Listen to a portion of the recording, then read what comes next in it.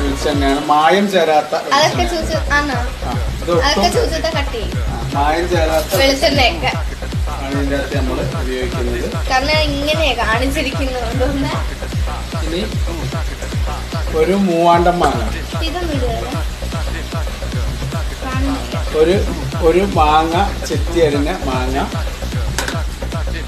8 കഷ്ണം പച്ചമുളക് കീറിയത്,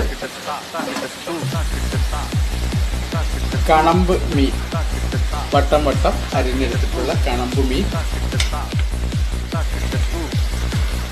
ചുമന്ന ഉള്ളി ചെറുതായിട്ട് അരിഞ്ഞ ചുമന്ന ഉള്ളി,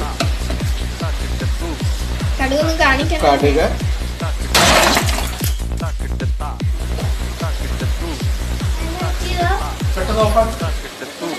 ചട്ടി പൊട്ടിത്തെറിച്ച്